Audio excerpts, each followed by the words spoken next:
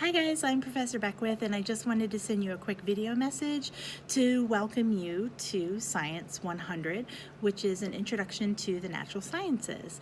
I think you're going to love this class if you've never been great at science. I know people have that concern often.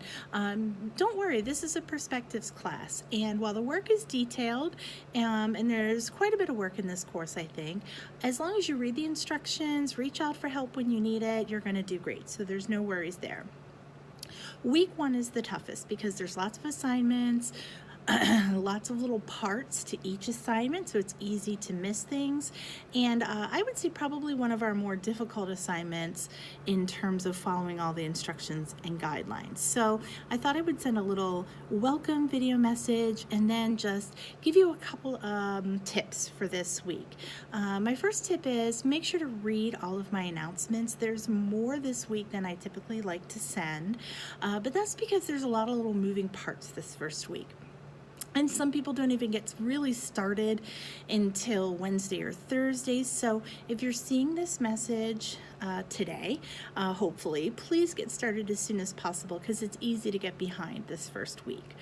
The first thing that I wanted to let you know was one of the assignments this week is to choose an article from a website called Science Daily. A lot of people miss that part and think they're going to be just choosing a topic like global warming or cancer or something like that to write about. I want to make sure that you guys know that you must choose an article that's been written in the last 6 months from Science Daily. And the reason is we're going to be using that same article throughout the entire 8 weeks.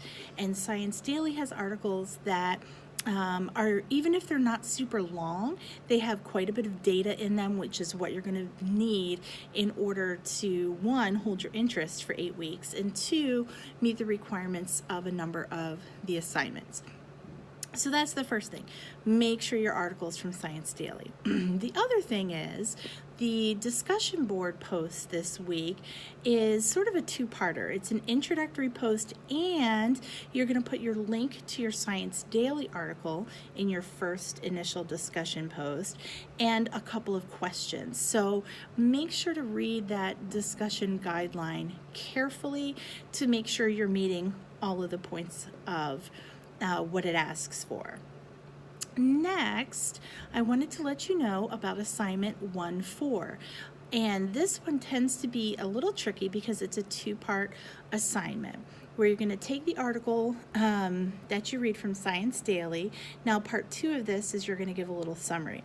But part 1 is we're going to be learning how to use a tool to help us evaluate sources. So, if you do an internet search for climate change or global warming, you'll get tons of hits. How do you know which ones are ones that you could use for a research paper and which ones are potentially motivated by politics either way, or other goals other than just to be informative and to give you the facts? This tool has a funny name. It's called the CRAPO tool, which is an acronym, CRAPPO, and each letter of the acronym describes a different way that you can look for information. For instance, C stands for credibility. So you're going to look for the author, who wrote it. Are they a PhD in their field? Are they an expert? Where are they from? So don't forget, assignment 1-4, many people forget the first part of this. There's even a template in the assignment that you can fill out, and it has you review from the Shapiro Library site a couple of different articles, like test articles.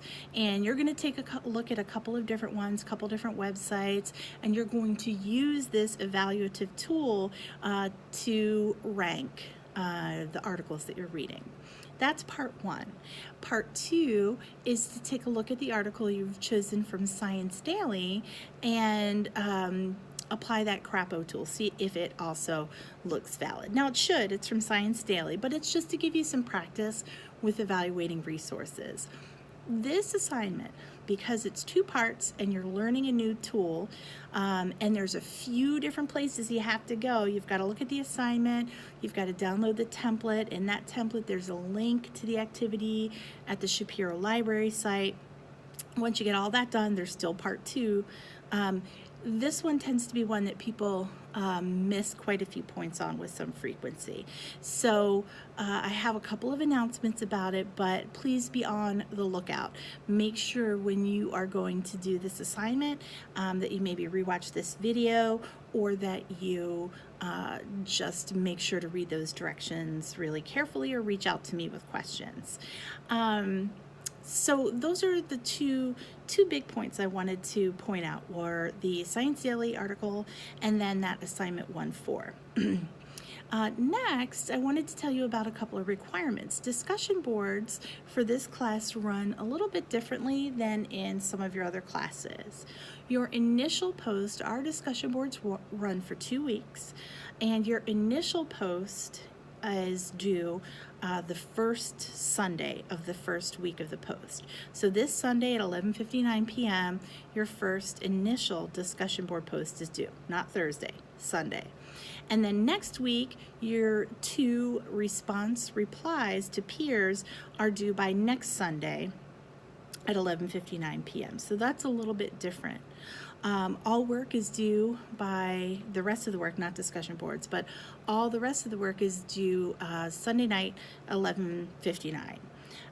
Now, please note, and this is important, if you're late with any of the assignments, you have 1 week. So Sunday night, if you missed something, you've got another week to get them done.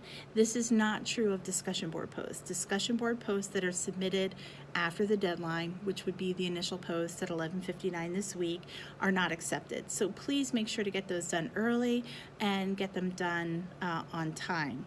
So one last thing for this week. I've noticed, especially in a perspectives class, that lots of folks are still learning how to cite their sources, do proper citations. I'm here to help. The Writing Center is here to help you. But one thing that you absolutely can't do is copy from your article, copy from other articles you find online if you're doing research, without citing them properly. For this class, if you're not quite sure how to do that, you've got to learn. It's really important. But also, I love it when people use direct citations in their work, but they're often done incorrectly. So just make sure, as a rule of thumb, put everything in your own words. If you're talking about information from an online source, do a formal APA citation at the end. Especially this first week on the discussion board post, it asks you to do a summary of your, sorry, hang on just a minute here, I want to get my light back on. It's a sensor light in my classroom.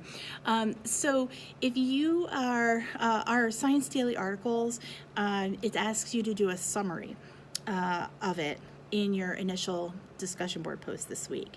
Now, when you go to Science Daily and choose an article, it actually gives its own summary.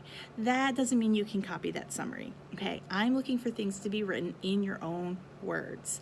So just make sure, that's a pitfall that that people seem to have in this class. And if you know how to do direct citations, great, but I find that a lot of people don't know how to do them well. Even if they get the formal citation part right, I still don't want you to copy much at all. I want to hear what your thoughts are about the work in this class. And if you're doing big, long, direct quotes, I could just read the article. Okay, so the goal is, writing goal for this class is, how do we put some of the scientific information in our own words? And I have lots of tips and tricks along the way.